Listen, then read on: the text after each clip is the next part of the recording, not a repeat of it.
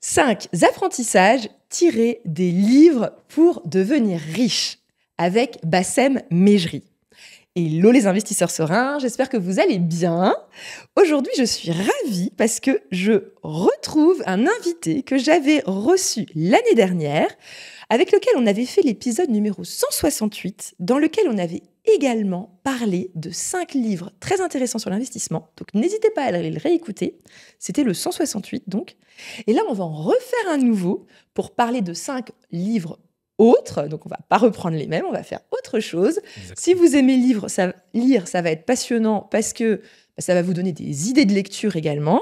Et si vous êtes comme moi et que vous n'aimez pas lire, du coup, vous aurez les résumés, vous aurez le nectar, la crème de la crème de ce qu'il faut retenir de ces livres, et ce sera aussi suffisant pour vous. Donc, salut Bassem, comment ça va ? Très bien, merci beaucoup pour ton invitation. Je suis ravie. On fait le 2e épisode. Le premier était assez iconique. Oui. Il a été réalisé en décembre 2023. Le temps passe très vite. Et c'est la suite. Donc, on va proposer à notre audience, à ton audience, des ouvrages qui complètent la liste initiale, en fait. Parfait. Sachant que la dernière fois, tu avais parlé de Père riche, Père pauvre de Robert Kiyosaki, qui est le seul livre que j'ai lu. Oui. Et là, sur les 5 que tu as présentés, il n'y en a aucun que j'ai lu, donc c'est merveilleux. C'est super. Comme ça, tu vas rebondir dessus. Exactement. Et tu me diras ce que t'en as pensé. Et commence avec le premier. C'est parti, on attaque direct. Alors, je le montre au public, face caméra. Je ne sais pas où est la caméra, mais voilà, il est là. Comment devenir riche. Donc, je pense que le titre est assez explicite. Je pense que c'est assez clair. Donc, ça a été écrit en fait par un auteur qui est un peu le Richard Branson. Il est britannique, comme Richard Branson. Il est un peu moins connu en France, il s'appelle Félix Denis. Et en fait, qui est ce personnage ? En fait, c'est quelqu'un qui a fait fortune dans l'édition de magazines dans les années, on va dire, 80, surtout 80-90. Alors, pour les gens de ma génération, ils s'en rappellent peut-être. Alors, pour les plus jeunes, c'est sûr que non. En fait, c'est l'inventeur du CD qu'il y avait dans le magazine, le fameux CD-ROM. Et ensuite, le CD, parce qu'à l'époque, il n'y avait pas Google encore. On était dans une période pré-Google. Donc, on devait en fait télécharger les logiciels avec un CD qu'on mettait dans son unité centrale. Et grâce à ça, on peut avoir des logiciels d'illustration, de photos, de vidéos, de Word, de texte, etc. Donc, il avait des magazines plutôt techniques de logiciels. Alors, et en fait, tu récupérais les logiciels sur le CD en plus. Alors, il avait toute une maison d'édition avec plein de magazines différents, dont ce magazine informatique qui s'appelait Micro-Informatique 01 à l'époque. Après, il y a eu des versions françaises, bien sûr. Et donc, lui, c'est l'inventeur de cette idée de mettre un CD dans le magazine. Donc, le magazine plastifié, c'est un peu son idée. Et ensuite, suite à ça, parce que c'est un personnage un peu détonnant, un peu foufou, il a créé le magazine pour hommes FHM avec la fameuse photo de la mannequin du mois sur la plage magnifique que les gens achetaient. On est aussi dans une période pré-Google, donc voilà. C'était aussi un autre moyen. C'était aussi un magazine un peu lifestyle, où il y avait une partie automobile, un peu une partie vêtements, voyage. Et voilà, c'était un peu des magazines masculins. Il a créé ce type de format. Il a réussi ensuite à les implémenter aux États-Unis. Il s'est exporté vers les États-Unis. Puis il a fait fortune principalement dans l'édition. Après, il a fait fortune dans l'immobilier aussi en parallèle. Alors, c'est parfait en plus comme premier livre parce que je me rends compte que j'ai oublié de te présenter et je t'ai pas laissé la possibilité. Et comme c'est un éditeur et que tu es éditeur, finalement, c'est peut-être aussi Il y a une filiation. Mais maintenant, les gens commencent à me connaître parce que je fais quand même pas mal de podcasts, grâce à toi notamment. Donc effectivement, je suis éditeur de livres de finances personnelles. Alors moi, c'est un peu plus particulier. Je suis moins grand public que Félix Denis, mais c'est un peu la même idée. Okay. Et puis moi, c'est des livres, c'est pas des magazines, mais on va dire qu'il y a une filiation de toutes les manières. Oui, ok. Et tu es également professeur en entrepreneuriat et en business, etc., dans des écoles de commerce. Exactement, à Paris principalement. Ouais, j'ai cette chance-là de partager mon expérience avec les plus jeunes. Et j'essaie vraiment de leur donner le goût de l'entrepreneuriat. C'est un peu ce qu'on disait dans l'épisode précédent. Très bien. Donc, parle-moi de ce livre. Qu'est-ce qu'il raconte de beau ? Qu'est-ce que moi, je peux en tirer comme apprentissage ? Alors, c'est un livre assez incroyable. Tu sais quoi ? Parce que j'ai la chance, c'est moi qui l'édite ce livre-là, pour être tout à fait transparent avec vous, en fait. C'est comme une discussion avec lui. C'est-à-dire que le livre, il a été construit comme si tu passais 1 heure ou 2 heures avec Félix Denis.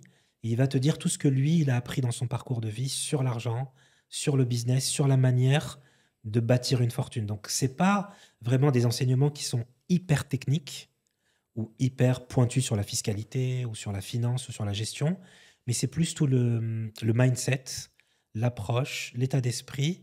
Et puis, lui, quand il raconte ça, on dirait presque qu'il n'a pas fait exprès, quoi. Il est devenu presque millionnaire par accident. Donc, c'est assez drôle. Il a beaucoup d'humour, un peu un humour britannique, donc un peu particulier. Et en fait, il explique comment il a développé cet état d'esprit d'entreprendre. En fait, même la création de son entreprise, c'est tombé sur un malentendu. En fait, toute sa vie, c'est une série de malentendus qui l'ont poussé à devenir millionnaire et puis après multimillionnaire. Et donc, voilà, il prend pas trop les choses au sérieux.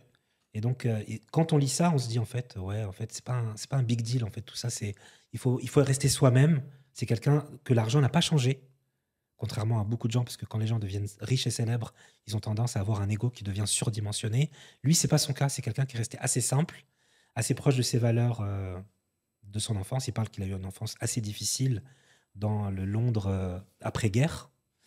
Et c'est quelqu'un qui est resté assez simple, mais toutefois, il reste quand même dans cette créativité. Et ce que j'ai retenu chez lui, malgré son âge avancé, il a gardé cet esprit jeune de lancer des projets. Il a toujours le goût de l'aventure, malgré la fortune, malgré la célébrité là-bas, malgré l'argent, malgré tout ce que tu veux, le confort matériel. Il a toujours ce goût du risque. Et c'est ça qui est partagé dans ce livre. Et c'est ça que les gens doivent retenir à travers ce livre, je pense. D'accord, donc c'est vraiment un dialogue, un parcours avec... Enfin, c'est une sorte d'interview, c'est ça? C'est sous forme un peu d'interview ou Voilà, c'est de... comme une espèce d'autobiographie, mais qui n'est pas datée, qui n'est pas Ok. classique. C'est une sorte de témoignage où il prend des thèmes. Et par exemple, il prend le thème de la création d'entreprise, il en parle. Il parle du thème de l'association, comment choisir ses partenaires, ses associés. Il parle du thème de la prise de risque. Et puis, il fait un tour autour de ce thème. C'est assez sympa. Parce qu'en fait, il prend jamais le lecteur de haut. Parce qu'il y a des livres qui sont très condescendants. Si t'as pas fait bac+12, machin, t'es perdu. Là, pas du tout. C'est-à-dire que c'est un livre qui s'adresse vraiment à monsieur, madame, tout le monde. Et il partage son expérience vraiment comme une sorte de témoignage. Il passe le flambeau au lecteur et il remet certaines choses en perspective. Il dit que le temps aussi, c'est très important. C'est plus important. Et que s'il avait le choix entre sa fortune actuelle et revenir à l'âge de 20 ans, il choisirait le fait de revenir à l'âge de 20 ans. Ça, c'est bien comme morale. Parce Voilà. que des fois, moi, c'est le truc, ça me fait marrer. C'est que quand je regarde mes crédits immobiliers qui se remboursent, je me dis, ah, trop bien et tout. Mais je me dis, ouais, mais en fait, Dorine, tu vieillis. Donc, c'est bien que ce soit remboursé, Oui. ça se rembourse. Mais Oui, c'est le oui, temps oui. qui passe. Donc, t'es content parce que tu vois ton prêt qui se Oui. rembourse. Mais là, le temps passe. Et donc, Oui. je préfère être pauvre et être. Enfin, pauvre. Avoir moins d'argent et être Oui. jeune. Oui. Et qu'en fait, le temps passe. Bah, le temps passe, il est passé, quoi. Oui, mais au moins, ce que tu fais toi, ce qui est génial, c'est que tu utilises le levier du temps pour t'enrichir. Oui, Donc, oui, à oui. terme, tu auras un patrimoine de malade mental. Oui, non mais c'est ça. Ça qui est trop bien, c'est que le temps passe et je sais que le temps passe, je m'enrichis toute seule sans rien faire. Mais Oui, oui, ce sont des revenus passifs et donc voilà, des rentières en quelque sorte. voilà. Donc, en fait, voilà, pour revenir sur ce livre-là, c'est un livre qui décomplexe sur l'argent. Et on n'a pas assez d'entrepreneurs comme ça en France, qui sont dans le partage, qui sont dans l'inspiration. C'est plus le côté anglo-saxon. Ouais, ok. Donc voilà, donc ça c'est plutôt un livre inspirationnel pour se motiver, pour se dire Voilà. ah oui, non, mais moi aussi je peux le faire. Attends, il a réussi, ça n'avait pas l'air si compliqué que ça. Oui, voilà. Et puis, il donne des tips, il donne des conseils qui sont... Parce que là, je survole le livre, mais des fois, il donne des conseils très, très, très spécifiques sur ce qu'il faut faire, ce qu'il ne faut pas faire. Ce que lui, en fait, il donne un peu les leçons de tout son parcours de vie. T'en as une ou deux en tête là qui t'ont marqué? Une ou deux leçons que lui a... Un truc ouais qui te... Je retiendrai peut-être le pouvoir de la délégation, parce que lui, il est plus dans le business. Ok. Donc, le fait d'apprendre à faire confiance à ses équipes, ça m'a vraiment énormément touché.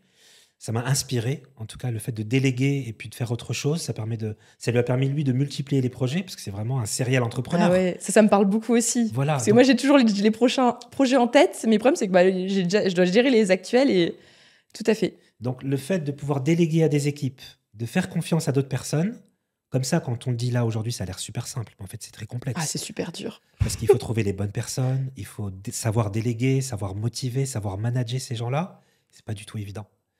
Et donc ouais, ce côté-là, et c'est ce qui lui a permis de faire des projets et de grandir en tant qu'entrepreneur.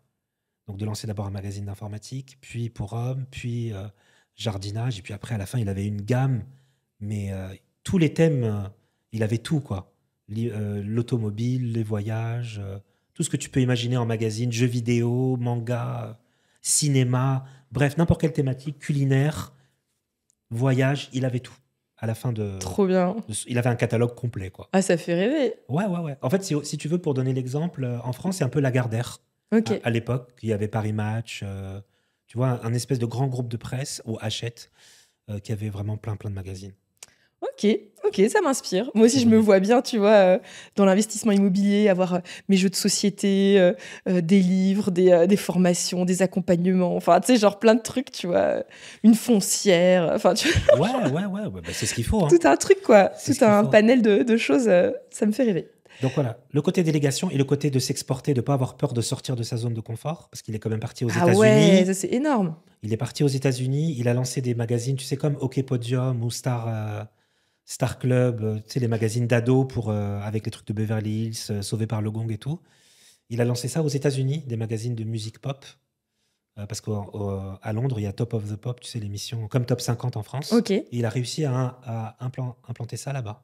Ah ouais. Ouais. Ça doit pas être facile, je trouve, en plus de changer de continent. Il y en a Non, plein qui qui se cassent les se cassent les dents, dents, bah qui ouais. réussissent pas. Et lui, il a réussi ce tour de force. Ah oui, intéressant. Ok, donc là, c'est vraiment un livre pur business. Est-ce qu'il parle d'investissement ou pas du tout? Il parle beaucoup d'investissement, mais plus en mode immobilier. Et comme à la fin de sa carrière, il avait beaucoup d'argent, il a beaucoup d'argent, il a acheté des forêts. Ok. Donc il a acheté des forêts et il les a sanctifiées dans son patrimoine, c'est-à-dire qu'elles sont plus vendables. Ça devient une espèce de domaine inviolable. Et voilà, c'était comme dans sa carrière, il avait utilisé beaucoup de papier, il a fait beaucoup de déforestation, parce que c'est quand même un acteur majeur Bien de sûr. l'édition. C'était sa manière en fait de contribuer. Et je trouve il a créé une fondation qui s'appelle la Fondation Félix Denis. Et voilà, donc c'était sa Qui contribution. achète des forêts, du coup. Qui achète Et des qui les domaines, protège. des hectares et des hectares, et qui passent sous pavillon privé et qui deviennent protection. Protégé, quoi. C'est comme une forme de geste environnemental. Je trouve ça assez noble. Ah ouais, ok, très inspirant. Et donc, deuxième Le livre, deuxième, ok. on attaque. On attaque.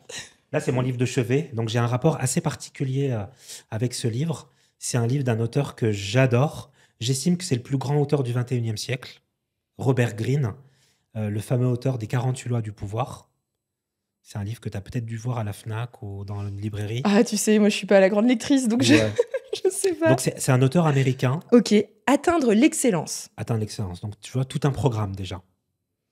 Et donc, c'est vraiment un auteur qui vend beaucoup de livres. Il vend des millions et des millions d'exemplaires. Il est traduit dans une trentaine de langues. Il a des fans un peu partout dans le monde. Je le suis. J'ai eu la chance de le rencontrer une fois, avant le Covid, à Paris, avec son éditeur, qui est le Duc S Édition. Et donc, j'ai eu la chance de le rencontrer dans une super librairie rue de Rivoli, une librairie américaine qui s'appelle Smith Son. C'est une librairie magnifique. En fait, il n'y a que des ouvrages américains dans cette librairie. Tu as l'impression vraiment d'être à Manhattan ou Ah oui? à Londres, avec une ambiance très particulière, très cosy, un peu comme ici, avec du plancher en bois, des reliefs. On dirait que tu es à Harvard, quoi, avec des trucs verts, des lampes vertes et tout. Ça fait un côté un peu bibliothèque. Et donc, il a fait une conférence, je l'ai rencontré là-bas, c'était top. Alors, le pitch du livre. Alors, raconte-nous. Qu'est-ce qu'il dit, ce beau livre? Alors, ce livre, qu'est-ce qu'il raconte? Il raconte, en fait, si tu veux, c'est un livre, c'est comme une sorte de synthèse de tout le développement personnel que tu peux trouver dans beaucoup de livres, sur beaucoup de sites internet, dans plein de choses. Il fait un peu la synthèse de tout ça. Et il explique en fait que le but du développement personnel, c'est pas de développer ses propres qualités, mais c'est de trouver sa vocation. Et il explique le cheminement. Il y a 6 étapes dans le livre. Comment trouver sa vocation. Et il explique que si quelqu'un ne trouve pas sa vocation dans cette vie, en fait, il a raté sa vie. Tu vois? Donc c'est pas, j'ai choisi exprès ce livre-là pour pas rester que dans le financier. Et je trouve que c'est le meilleur livre de développement personnel que j'ai jamais lu de ma vie, vu de ma vie, quoi. C'est super intéressant parce que ce que tu dis de ce qu'il contient ne représente pas forcément son titre. Dans le sens Non. où quand on est français et qu'on entend atteindre l'excellence, on se dit oh là là, c'est trop ambitieux, ça fait premier de la classe qui va être le meilleur et tout. Alors qu'en fait, ce que tu dis, c'est absolument pas ça. Non, le Il titre. y a un côté où voilà, ça vient de nous, de trouver sa voie là où on se sent vraiment à sa place. Et qu'en fait, c'est en faisant ça que tu vas devenir bon plutôt que de forcer Exactement. à faire des choses qui sont pas vraiment faites pour toi. Le titre original en anglais, c'est Mastery. Donc, qu'on pourrait traduire par la maîtrise Ouais. ou atteindre un niveau de maîtrise qui est supérieur aux autres. Ok. Mais ça ne veut pas dire que tu es mieux que les autres. Tu as atteint un niveau d'expertise sur un sujet qui fait de toi quelqu'un de différent, de fort, quoi. Ok. Forte. Et si tu peux faire un résumé des 6 étapes, parce que tu as dit il y a 6 étapes, est-ce que tu peux nous les résumer juste pour qu'on... Alors, avant le résumé, je vais te faire le résumé des 6 étapes. Vas-y. Mais avant ça, j'avais acheté le livre dès sa sortie. Je l'attendais, juste pour la petite histoire, la private joke. Et j'ai lu le livre, et c'est la première fois que je lis un livre qui met le lecteur au défi. C'est-à-dire, le livre met le lecteur. C'est-à-dire, quand tu lis ce livre, tu es obligé d'atteindre ta vocation. Il ne te laisse pas le choix. C'est un livre qui est super challengeant, hyper challengeant. Tu es dans l'obligation de respecter les 6 étapes. Alors, qu'est-ce que c'est les 6 étapes? La première étape, c'est de trouver un secteur d'activité, un domaine global dans lequel tu es bien, enfin, dans lequel toi, tu es à l'aise et avec lequel tu es en conformité. Ça, c'est le premier pas. Et non des moindres, parce qu'on peut se tromper facilement. Ah bah ouais. D'accord? On peut se tromper ouais. très facilement parce qu'on suit ses passions, on est influencé par des amis, par de la famille. Puis on croit que c'est ça, et puis en On croit fait, que une c'est fois ça. qu'on est dedans, c'est peut-être pas forcément ça. Enfin, ouais. Donc, première étape. Deuxième étape, c'est de trouver, c'est d'acquérir les fondamentaux de ce domaine-là. D'accord? Supposons si c'est ton domaine, tu as choisi par exemple l'investissement immobilier, bah, tu as des fondamentaux. Tu dois connaître le retour sur investissement, les rendements, le côté bancaire, bon bref, tout ça, tu connais Tout. par cœur. Ouais. Donc, deuxième étape du processus, tu dois maîtriser les fondamentaux. D'accord? Troisième étape, tu dois trouver un mentor. C'est très important. Ok? Un peu comme dans Star Wars, tu dois trouver un maître Jedi qui va t'apprendre à atteindre le niveau supérieur. D'accord?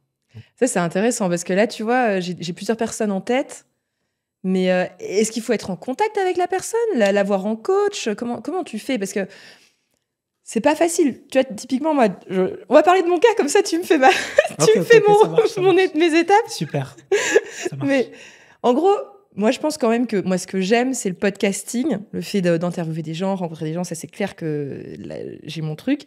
L'investissement, j'aime beaucoup parce que ça allie mon appétence naturelle pour les chiffres, la réflexion sur le monde, sur comment fonctionne le monde. Enfin, tout ça, moi, ça me parle passionne. beaucoup.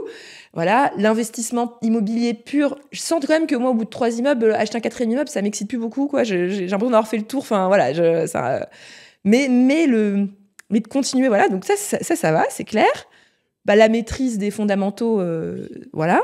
Mais alors, le mentor, ça c'est super intéressant. C'est que, typiquement, nous, on est à peu près à 2-3 millions de patrimoine. Mais mon prochain objectif, c'est d'atteindre les 10. Ou les 20? Ouais, ou les 10 ou les 20. En tout cas, je me dis déjà, la première étape, c'est les 10. Et puis bon, après, évidemment, une fois que tu as les étapes, tu sais qu'au fur et à mesure, tu les évolues, quoi. Ouais.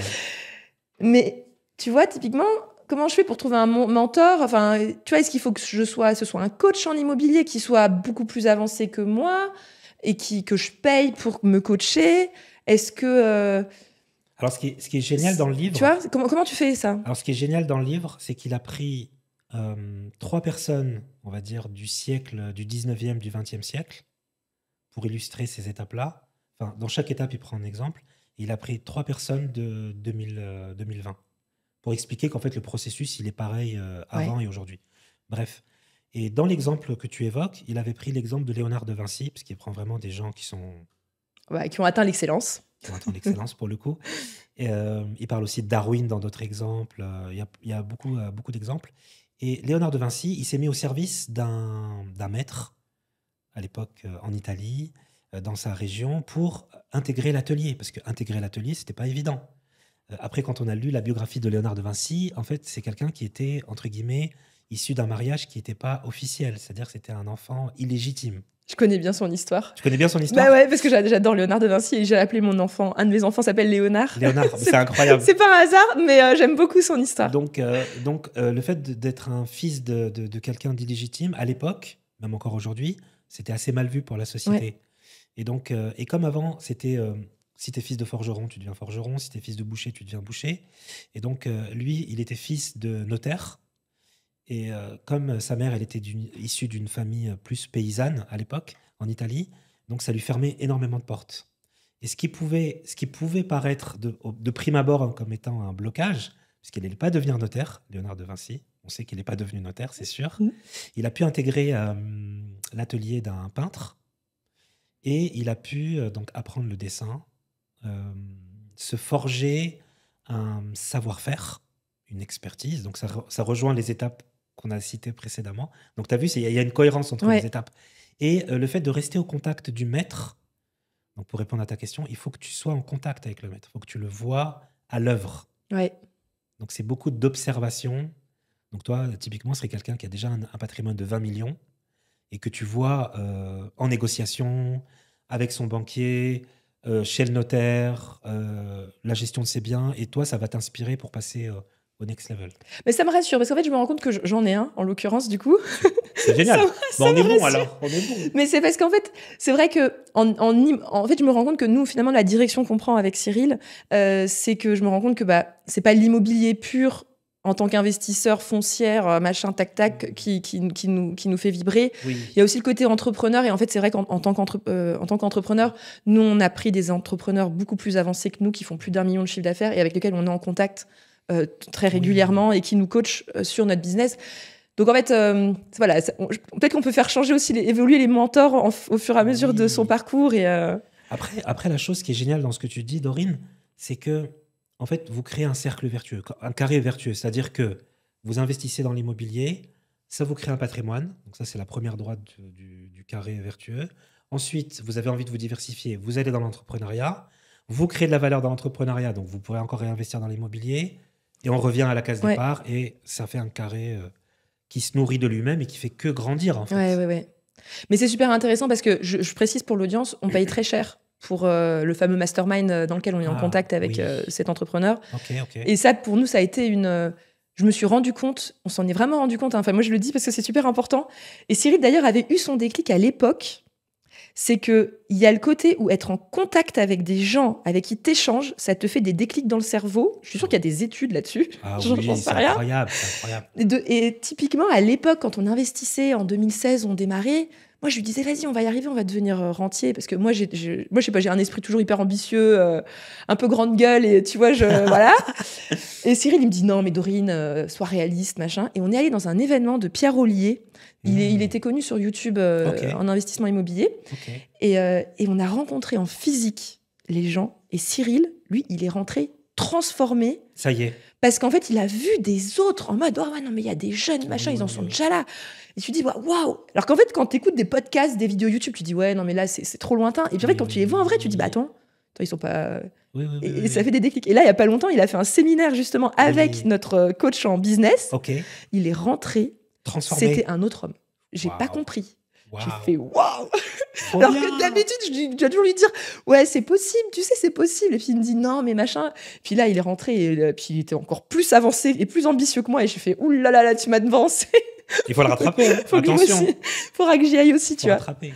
Mais c'est hyper important en fait d'investir sur soi. C'est ce qui donne des petits coups d'accélérateur. Enfin. Oui. Mais je vais donner un autre exemple à mon niveau, qui est pas dans le business, mais pour te dire que ça marche dans tous les secteurs d'activité en fait. Par exemple, moi, je suis en train d'écrire mon premier livre. Trop bien. Félicitations. Okay. Merci beaucoup. J'ai bientôt fini. Je suis à 70-75%. Il me reste un dernier quart et je vais terminer. Bref. Et moi, je suis déjà dans le monde de l'édition, donc c'est quelque chose que je connais un petit peu quand même. Ok. Et le fait d'avoir des amis qui sont déjà des auteurs, qui sont déjà des écrivains, de passer du temps avec eux, de leur poser des questions, mais dans un cadre, on va dire, totalement détendu, c'est-à-dire amical, fraternel, autour d'un thé ou d'un café. Quand tu rentres chez toi et que tu as passé 1 heure ou 2 heures avec ton ami et qui t'a donné des conseils sur ce domaine-là, son domaine d'expertise, c'est comme si tu avais gagné 1 an. Oui. Tu as gagné 10 ans. Ah ouais. Tu vois. Et des fois, même, j'ai plusieurs amis auteurs. Et par exemple, ils me racontent, voilà, ils me disent, voilà, j'ai eu une réunion avec telle maison d'édition, on a signé le contrat. Comme ça, il me dit ça comme ça, par exemple. Et moi, je dis, mais attends, mais comment tu as fait pour avoir ce deal? Explique-moi. Tu vois. Et il me dit, bah voilà, parce qu'en fait, je connaissais une attachée de presse qui connaissait lui. Je lui ai proposé mon projet de livre. Ah, j'ai dit, en fait, c'est comme ça que ça naît un projet de livre, au fait. En fait, je rentre un peu dans les arcanes de l'édition, tu sais, un peu l'envers du décor. Et à la fin, tu te dis, mais en fait, c'est facile, en fait, c'est pas si difficile que ça, en fait. Après, c'est beaucoup, beaucoup de travail dans l'ombre, parce que le fait d'écrire, c'est très long, ça demande beaucoup de rigueur, de travail, de recherche, parce que ce que tu dis, ça doit vraiment être précis. Ouais. Après, ça dépend ce que tu veux partager avec les autres, mais ça doit être précis en général. Mais le fait d'être en contact avec des gens qui l'ont déjà fait, quel que soit le domaine, tu gagnes un temps monstrueux. Ok, donc on a tous les deux, on a atteint notre 3e étape. C'est déjà pas mal. La 3e étape. Alors, la 4e étape, c'est de dépasser le maître. Ouh là là, alors là, on n'y est pas. Moi, c'est de dépasser le maître, mais de dépasser le maître sur tous les indicateurs, c'est-à-dire en termes de performance, en termes de volume, en termes de... C'est-à-dire que toi-même, tu deviens un. C'est la surperformance. Ouais. Tu deviens plus fort que le maître, si tu veux. Mais ce qui est intéressant aussi dans ces cas-là, c'est la question, c'est est-ce que c'est le moment de changer de maître et trouver un autre maître encore au-dessus, tu vois? Est-ce qu'il n'y a pas le côté où tu as ton maître de départ, Oui. tu atteins le maître, tu le dépasses, Oui. maintenant il faut que tu prennes le prochain maître. Mais le prochain maître, ça doit être toi, en fait. Ah ouais, mais il y a quand même des caps à franchir, tu vois? Enfin, Bah, tu dois être plus fort que ton maître. ouais, mais une fois que tu es plus fort, Oui. t'en retrouves un autre qui est encore plus fort. Ça doit être toi. Ça doit être toi. Ça doit être toi En fait, quelque part, tu deviens ta propre œuvre d'art. D'accord. Tu te forges En fait, il faut que tu te dépasses et que à un moment donné, tu penses qu'il n'y a plus besoin vraiment de maître, enfin, qu'il Non. faut s'en détacher, quoi. Non. Il faut s'en détacher. Il faut que tu prennes l'essentiel du maître sans jamais Ok. renier son enseignement, Ok. parce qu'il t'a apporté beaucoup. C'est Ok. comme un père ou une mère de substitution. Mais au bout d'un moment, il faut aller au-delà. Ouais, c'est hyper intéressant ce que tu dis parce qu'on peut avoir le réflexe de se dire tout le temps, en fait, comme un enfant qui veut tout le temps avoir un parent. Et en fait, à un moment donné, bah non, en fait, maintenant, t'es ton Oui. propre parent et, Oui. Il faut faire le deuil aussi, à un moment Ouais. donné. Quand on devient adulte, on apprend à faire le deuil. et de réussir à trouver sa propre voie en sortant Oui. du cadre qu'on a appris. Mais quand j'ai lu ce livre, je me suis rendu compte que tous les gens qu'on connaissait, qui étaient connus, que ce soit dans le sport, sans les citer, dans la musique, dans le cinéma, c'était des gens qui avaient suivi ce parcours-là. Et qu'à un moment donné, n'avait plus de maître à un moment donné. Oui, oui, oui. D'ailleurs, il y a quelque chose en psychologie qui a été initié par Freud, c'est qu'il faut tuer le père. Ouais. Donc, il faut tuer le maître, en fait, Faut entre tuer le guillemets. père. Bah ouais, C'est ça le revient au complexe même. d'Oedipe. Il faut Ouais. tuer le père. Si tu veux devenir toi le chef, il faut tuer le père. T'as pas le choix. Tu dois tuer le père. Mais c'est symbolique, Ouais. bien sûr. Tu dois tuer tu dois exploser tous les référentiels que tu as déjà connus, parce que sinon, tu n'atteindras pas à l'étape 5. Ok. Donc, étape 4, dépasser le maître. Étape 5. 5, rentrer dans l'univers de la créativité. Ok. C'est-à-dire devenir créatif. Mais véritablement créatif. En mode Picasso, en mode Stanley Kubrick, en mode Mozart, en mode Beethoven. Ok. On est dans ce niveau-là, quoi. Ok. Donc, c'est vraiment des géants. Ah ouais. En mode ouais, Charlie ouais. Chaplin, quoi, si tu veux, en termes de référence. Trop bien. Donc, tu rentres dans la créativité. Ok, c'est l'étape 5. Ok. Je m'arrête pas trop dessus. Ouais, elle est On peut bien, avancer. elle est bien. Ouais, ça me va.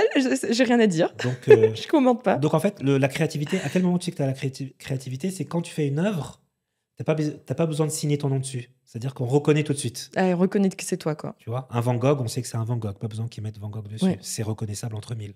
Tu vois. Donc c'est ça une œuvre. Un Beethoven, rien qu'en écoutant, bah, tu sais que c'est Beethoven parce que Ouais. y a un style. C'est quoi. un style unique. Voilà, pareil pour les autres. Donc c'est quand on reconnaît ta patte. Ouais. Tu as Ok. ta patte. Ah ouais. Ah, tu me fais rêver, j'aime bien. Et C'est pas mal. ensuite, La sixième et dernière étape, c'est quand tu as dépassé tous ces niveaux-là, donc tu es un niveau ultra master, et après, bah, tu bâtis ton œuvre, tu construis une œuvre, et il faut que ton œuvre elle soit cohérente. Parce que c'est ça que tu vas laisser en héritage, en fait, finalement. C'est une œuvre. ouais. Donc c'est vraiment travailler ensuite sur son œuvre et la cohérence de son œuvre. Ok. En faire des œuvres d'art. Ok. Passionnant, ça m'inspire beaucoup en tout cas. Je me projette bien avec mon œuvre. C'est un livre incroyable, c'est un livre incroyable. Je le recommande à tout le monde. Ok. C'est un livre très fort parce qu'il remet tout en perspective. Mais ce qui est intéressant pour essayer d'en revenir aux auditeurs, c'est quelqu'un, il se dit, enfin, tu vois, parce que moi je sais que dans les personnes qui m'écoutent, il y en a une partie qui sont des personnes qui sont salariées, qui déjà sont dans leur quotidien, qui se voient pas forcément, qui savent pas trop. Voilà, ils se disent ouais c'est pas ça que je veux faire, mais qui disent ah, j'aimerais bien faire ci ou ça un jour, devenir décorateur d'intérieur, de faire ci, de faire ça. Mais c'est vraiment au stade encore vraiment de l'idée. Donc la question c'est qu'est-ce qu'ils peuvent tirer de qu'est-ce qu'ils pourraient mettre en action grâce à ça en fait, de se dire quoi. Je réfléchis en même temps à voix haute. Ah ouais, en fait ta question c'est comment l'implémenter. Ou en tout cas déjà trouver, comme tu disais, en fait il faut trouver sa voie, quoi. C'est le voie. premier point, quoi. Et en fait j'ai l'impression que c'est le plus dur presque. Ouais, Parce qu'il y en a beaucoup qui vont faut errer sans la trouver. Et moi je suis même pas sûre que je l'ai encore vraiment trouvée, tu vois. Je pense que je l'évolue et je la peaufine au fur et à mesure des années. Après, ce qu'il faut savoir, c'est que ta voix, elle te cherche aussi. C'est comme une âme sœur, elle te cherche aussi. Et toi, tu la cherches, et elle te cherche, et tu dois savoir la reconnaître aussi. Donc, c'est aussi quelque chose qui doit vibrer en toi, tu vois. Donc, mais c'est vrai que c'est pas évident. Il faut très bien se connaître. Ok. C'est vraiment une connaissance de soi fine. Ok. Ok. Non, mais t'as raison. Mais en fait, c'est ça, faut se découvrir. Et l'autre point aussi que moi j'ai envie de dire là-dessus, c'est que moi j'avais eu cette tendance un peu de réfléchir à quelle est la voie qui est bien pour moi. Mais tu sais, je réfléchissais, et puis je passais pas à l'action. Et en fait, moi, ma conclusion, c'était, bah, en fait, elle va pas te tomber du ciel, ta voix, tu vois. C'est en passant à l'action vers quelque chose qui t'intéresse. Et après, tu peaufines, tu vas valider, confirmer ou infirmer cette hypothèse. Et puis te rendre compte que finalement, il y a des choses que t'aimes beaucoup. Tu vois, par exemple, moi, le podcast, T'adores. j'adore Ça le se voit. podcast, Ça se voit. mais tu vois, au départ, c'était pas le podcast. Enfin, tu vois, c'était parler d'investissement. Bon, j'aime bien le podcast. Ah, puis, en fait, ouais, non, mais en fait, le podcast, c'est trop bien. En fait, je pourrais faire des podcasts sur tous les sujets de la Terre.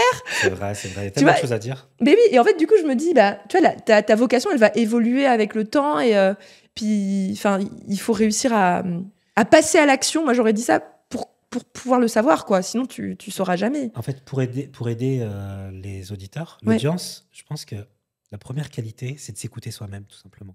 C'est d'écouter la petite voix à l'intérieur de soi, on en a tous une, qui te dit « j'aimerais bien faire ça ». Tu vois, juste ça.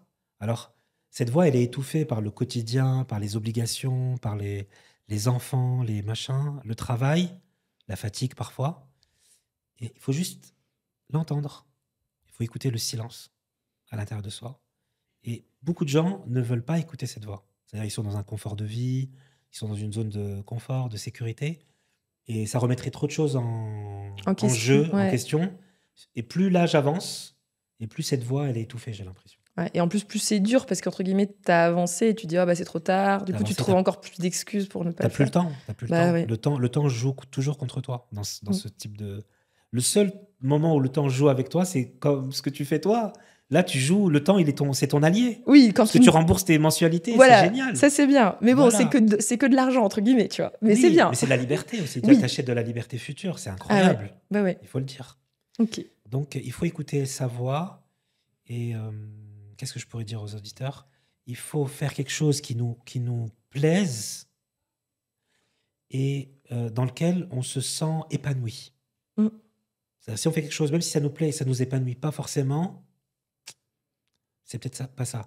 Mais dès qu'on fait quelque chose qui nous épanouit, c'est-à-dire qui nous rend meilleur, on sent utile à l'autre et ça nous rend meilleur et dans lequel on a un certain talent. Ouais. On pourrait faire un podcast juste sur le thème du talent. Parce qu'il y a talent et puis il y a travail aussi. Ouais. Et le talent, ça se travaille. Et donc voilà, c'est s'écouter, développer ses skills, comme on dit aux États-Unis, ses talents, et puis avancer, quoi. Mais c'est intéressant. Attends, je donne un dernier petit point sur ce sujet, parce que je rebondis, tu vois. Ça me fait penser à des choses. En fait, c'est vrai que, par exemple, il y a des personnes qui nous contactent parce qu'elles sont intéressées par l'investissement immobilier, mais ça leur fait peur, mais elles sont attirées, mais elles savent pas trop. Et ce qui est super intéressant, c'est que il y a beaucoup de gens qui, dans l'action, ils ont leur déclic en mode « Ah ouais, waouh, en fait, c'est trop bien, j'adore, je kiffe, j'adore suivre un chantier. » Mais comme ils l'ont jamais fait, tu sais, c'est dur de savoir à l'avance si ça va te faire kiffer. C'est en y allant que en fait, tu vas voir, quoi. Ouais. Il faut y aller. Il faut y aller. Bah, c'est ça la solution. Il faut rentrer dans la mêlée, tu vois. Ouais. C'est que dans la mêlée que tu sauras que t'es bien ou pas. Et puis t'avances, quoi. Ouais, faut se jeter à l'eau. Ok. Faut se jeter à l'eau. Faut pas avoir peur de... Comment dirais-je ? D'essayer, surtout quand on est jeune. Il faut essayer plein de choses différentes et voir avec quoi ça match. C'est ça. Faut y aller. Et même quand on est vieux, au final. Parce que quand t'as pas trouvé, faut y aller. Enfin, de toute façon. Faut essayer, faut tenter. Mais en ayant cette résilience. Parce que si tu vas en mode Calimero et que tu rentres dans ta coquille après, c'est mort. Bah ouais. Il faut que tu y ailles en étant très libre d'esprit, dire je vais essayer, puis on va voir si ça prend. Si la mayonnaise prend, on va continuer. Bah ouais. Trop bien. Il faut se laisser cette liberté aussi. Ok, merci beaucoup, ça m'a donné très envie de le lire. Il est incroyable ce livre. Très bien. Enfin, je dis ça toujours, mais bon, je n'ai pas lu un seul des livres de l'année dernière, mais c'est pas grave. Il n'y a pas de souci. Le troisième livre, en fait, c'est encore Robert Kiyosaki qui revient. Trop bien. Je vais en parler tout à l'heure. C'est son deuxième livre, celui-là, ou c'est son combienième par rapport à l'ordre, par rapport au Père riche, Père pauvre? C'est la suite. C'est la suite, ok. C'est la suite. Alors, il a eu moins de succès que Père riche, Père pauvre, parce que Père riche, Père pauvre, il a vraiment été lu. Ouais, le titre, il est génial, rien que le titre. Le concept. Ouais, le concept. De faire l'opposition entre les deux pères. Le cadran du cash flow, ça sonne déjà technique, tu vois. Ça sonne un peu plus technique. C'est plus pour un public averti. Ok. Mais c'est la suite. Alors, parle-nous du cadran du cash flow. Qu'est-ce que ça dit? Qu'est-ce que c'est le cadran du cash flow? Alors, le cadran du cash flow, comme son nom l'indique, c'est un cadran, donc un cercle divisé en 4 parties, dans lequel la première partie, c'est le salarié, l'employé, si tu préfères. Le deuxième cadran, c'est la profession libérale, donc l'avocat, le médecin. Le troisième cadran, c'est l'homme d'affaires, le businessman. Et le quatrième cadran, c'est le rentier, le multimillionnaire, celui qui est déjà dans la meilleure partie du cadran du cash flow. Donc, en fait, si tu veux, le livre, il est divisé en 3 parties pour aller très, très vite. D'abord, le cadran. Donc, ça permet au lecteur, aux lectrices, de se positionner, de savoir où il en est. Sur la carte, sur le Google Maps de l'éducation financière, ou sur cet échiquier, où suis-je? Okay. Déjà, ça permet de mettre les choses, parce que sinon, tu es totalement perdu, tu ne sais pas où tu es, tu ne sais pas où tu vas, tu ne sais pas quel sera ton avenir, tu es perdu. Donc là, avec le cadran, tu es bien placé. Première étape. Deuxième partie du livre, c'est quel est l'état d'esprit pour atteindre l'éducation financière. L'indépendance financière, pardon. D'accord? Donc ce serait le quatrième cadran, en fait, l'indépendance financière, ça ou Non, le cadran, c'est juste pour te positionner, pour te dire où est-ce que tu es. Donc, donc, les gens qui nous écoutent, si tu es salarié, tu es dans le cadran 1. Oui. Si tu es plutôt à ton compte, donc indépendant, cadran profession libérale, mais en gros, tu échanges toujours ton temps contre de l'argent, mais. Donc, c'est limité. Mais tu es entrepreneur qui échange son temps contre de l'argent. Oui. Même si tu es coach à l'heure, tu es dans le deuxième cadran. Tu es dans le deuxième cadran. Troisième, c'est businessman, homme d'affaires, femme d'affaires. Mais typiquement, acheter des immeubles, je considère que ça va là-dedans aussi parce que c'est du taf, mais c'est pas corrélé à ton temps. Donc, tu commences à générer de l'argent qui n'est pas corrélé à ton temps. Mais donc, tu as un effet de levier qui est beaucoup plus fort. Voilà, mais tu dois quand même y consacrer du temps. Voilà. Et le 4, c'est le niveau où tu n'as plus rien à faire, il y a tout qui rentre. Tu n'as plus rien à faire. Typiquement, tu es passé par les 3 autres étapes avant, parce que tu as un parcours de vie qui était riche, comme Félix Denis au début. Donc, tu es passé par toutes les étapes, mais tu es en mode, tu t'encaisses, quoi. Ouais, revenu passif. En gros, c'est tout ce qu'on rêve tous à partir de 60 ou 55 ans pour la retraite. Même avant. Ouais, ou avant, on peut le faire. On peut l'attendre bien avant. Avant. Mais ouais, entre guillemets, moi, je considère toujours qu'il y a la phase de construction. Et dans la phase de construction, il y a toujours un moment donné où il faut que tu sues un peu, tu vois, ça tombe pas du ciel. Ça fait partie du jeu. Voilà, mais c'est la phase où là, vraiment, t'es en mode je récolte et c'est bon, quoi. Voilà, tu récoltes. Même si j'ai l'impression que j'ai quand même déjà un pied dans le 4 avec les immeubles qui rapportent tout seul, parce que ça me prend plus de temps. Mais j'ai encore le pied dans le 3, parce que moi, j'ai envie de faire dans la bonne partie du cadran. Ouais, bah c'est cool, je suis du bon côté déjà. En fait, il explique que quand tu es dans la position 1 ou 2, tu seras pas riche. Bah non, t'es limité. Parce que t'es limité par ton temps. T'es limité. Et tu commences à rentrer dans l'indépendance financière dans le 3 et le 4. Ouais. Bah ouais, c'est ça, il faut passer au 3 ou au 4. Donc, dans la deuxième partie du livre, il explique un peu le mindset, l'état d'esprit pour devenir riche. Ouais. Les efforts, l'éducation financière, le côté positif où tu vois les opportunités, tu vois pas que les obstacles. Et dans la partie 3, tu passes à l'action. Donc, c'est l'exécution. Bah ouais, mais ça, c'est important. Hein. Donc, à mon avis, ce livre-là, Cadran du cash flow, en fait, il est indissociable de Père riche, Père pauvre. Il faut le lire, quoi. C'est la suite rêvée de Père riche, Père pauvre. Parce que Père riche, Père pauvre, c'est comme pour ton époux. C'est un déclic, comme tu disais tout à l'heure. Ça réveille. C'est un électrochoc. Mais là, si on veut passer vraiment à l'action, c'est le cadran du cash flow qu'il faut. Ouais, on va dire que c'est le premier, c'était l'introduction. Et là c'est la méthode pour vraiment le faire et avancer, quoi. Ouais. Quand je l'ai lu, en fait, j'avais l'impression d'être sur une piste de décollage, tu sais, avant de prendre quand dans l'avion. Et tout était balisé par Robert Kiyosaki. Et après, c'était l'indépendance financière. Trop bien. Parfait. C'est un excellent livre. Ok. Donc voilà pour Cadran du cash flow. Le 4e, c'est aussi un classique. C'est L'investisseur intelligent de Benjamin Graham. Donc j'ai choisi ce livre-là pour pas parler que d'immobilier, mais pour parler un peu de la bourse. Très bien. Et donc lui, c'est le maître, parce que tout à l'heure on parlait de mentor, de maître et tout. C'est le maître de Warren Buffett. Parce que j'ai écrit préfacé par Warren Buffett. Voilà. Je vois. Donc il a fait, c'est comme une espèce d'hommage qu'il a rendu à son maître, entre guillemets, à son mentor. Donc Benjamin Graham, c'est un grand économiste qui a fait sa carrière à Wall Street. Et en fait, il a écrit ce livre qui est un classique. Et en fait, quelle est la thèse de ce livre? C'est que tu sais, il y a des gens qui vont investir en bourse et qui vont dire ouais, c'est psychologique. Il y a des gens qui ont peur. Il y a des gens qui, un peu comme le Bitcoin, les gens deviennent complètement fous. Et en fait, lui, il a créé une méthode qui est basée sur les maths. Et en fait, pour faire simple, sans rentrer dans trop de considérations techniques, en prenant le nombre d'actions d'une entreprise qui est cotée en bourse et en calculant sa valorisation, il est capable de dire si l'action elle est surcotée à l'heure actuelle, sous-cotée ou à son niveau normal.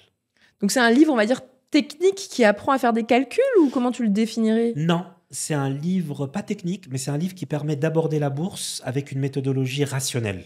Parce que la bourse, c'est le monde de l'irrationalité, de la réaction dans le feu de l'action, et voilà. Donc ça pose un cadre rationnel dans un monde qui est pas rationnel, qui est pas logique. Ok. Et donc c'est quoi les grandes leçons de rationalité pour investir en bourse? Il y a des gens qui nous écoutent et qui réfléchissent. C'est de calculer la valeur de l'actif et de comparer cette valeur de l'actif ensuite par rapport à l'action. Par exemple, je vais prendre un exemple. Supposons, on prend une entreprise qui vaut 1 milliard d'euros Ouais. à la bourse. Je simplifie, voilà. Je caricature, Voilà. je vulgarise. Ok. Chaque action vaut 10 euros. D'accord? Donc ça veut dire qu'elle a 1 million d'actions à 10 euros. Ok. Si on suit la méthode de Benjamin Graham et qu'on calcule la valorisation de cette entreprise, et on se rend compte qu'en fait, l'action, elle ne vaut pas 10 euros telle qu'elle est valorisée par la bourse, mais qu'elle en vaut 25, automatiquement, tu dois acheter. Parce que ça veut dire que le marché sous-valorise cette action-là.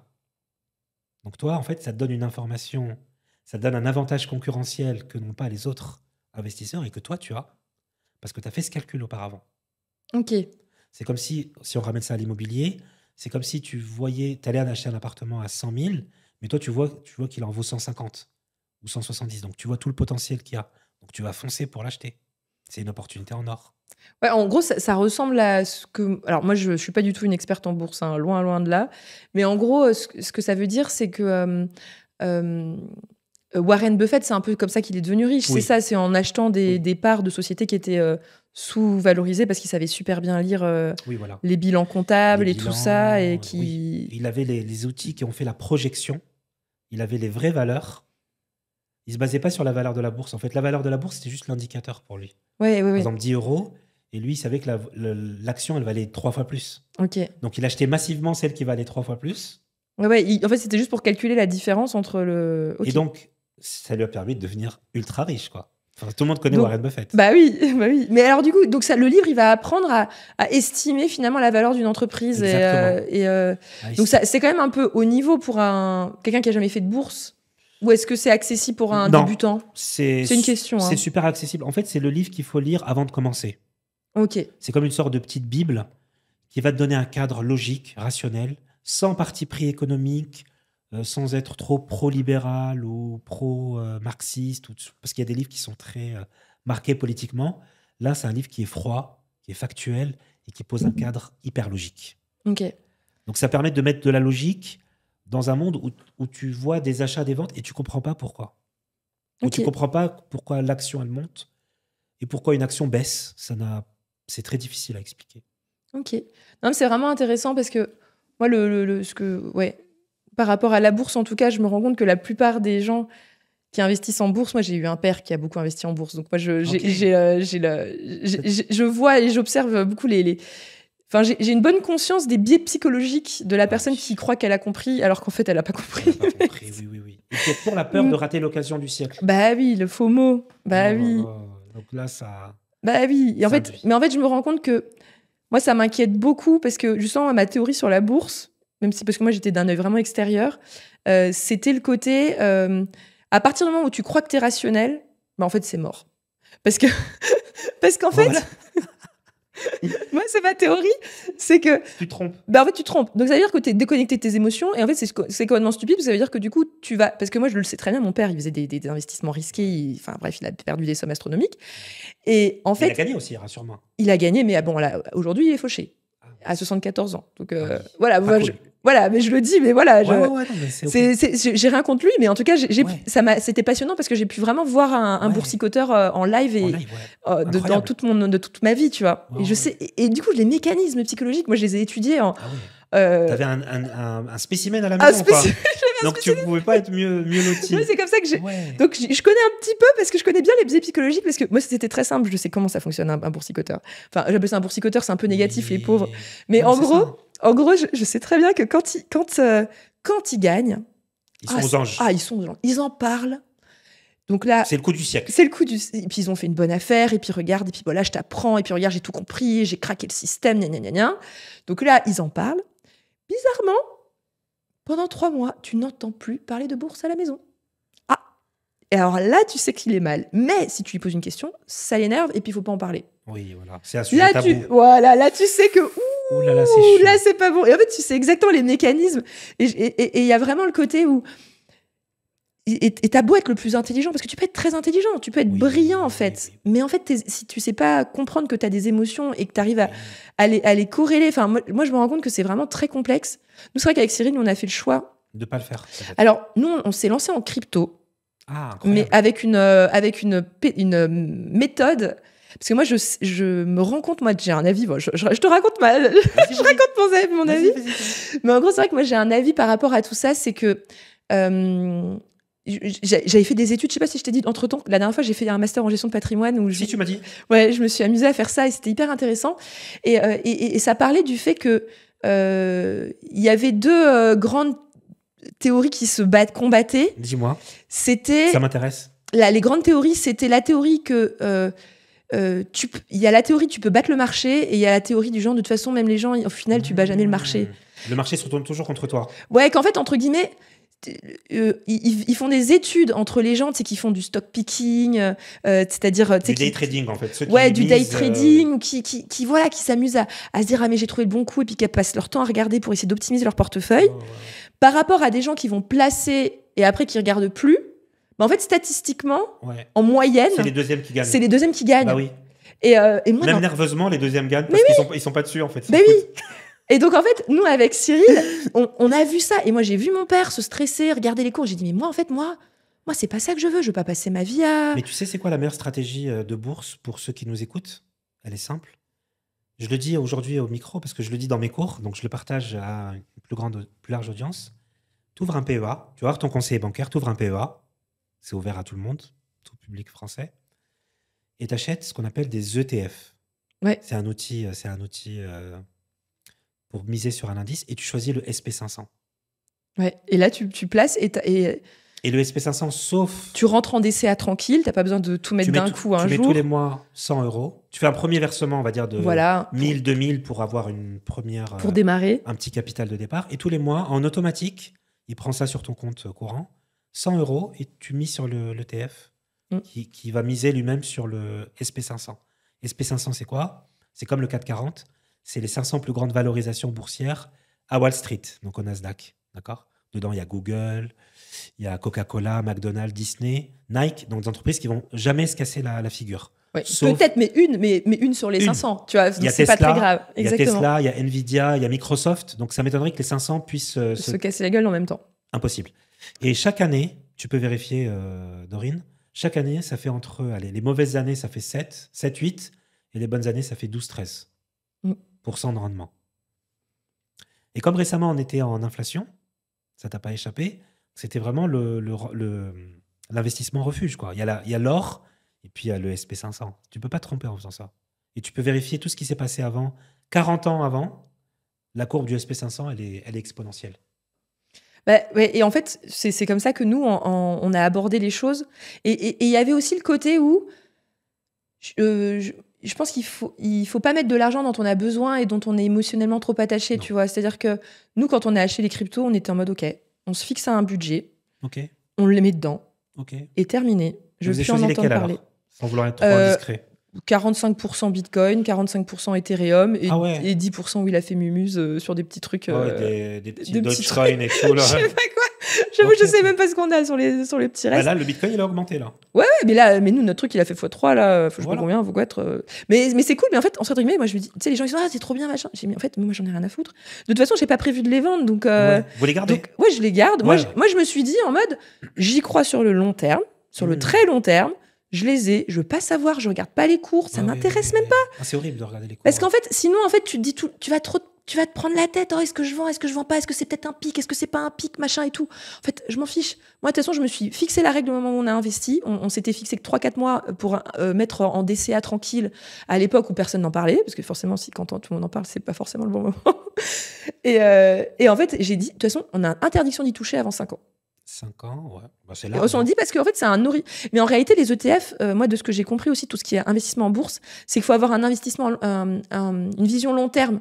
Très long terme. Il faut avoir une vision long terme. C'est sûr que, apparemment, quand tu es toujours gagnant en bourse, en tout cas historiquement, sur toute l'histoire des 200 ans de la bourse, je sais pas combien d'années ça existe, la bourse, 100 ans, j'en sais rien.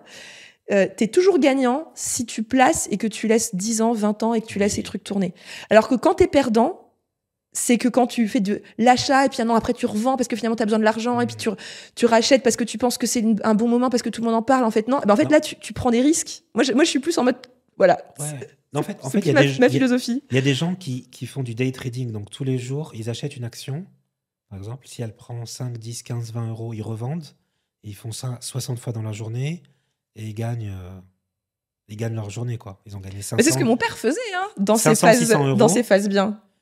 Et puis, surtout quand le marché il est volatile. Parce que quand le marché. Il se plaçait justement sur les marchés des matières premières, voilà, hyper volatiles. Hyper volatile. Donc là, tu peux faire ton day trading.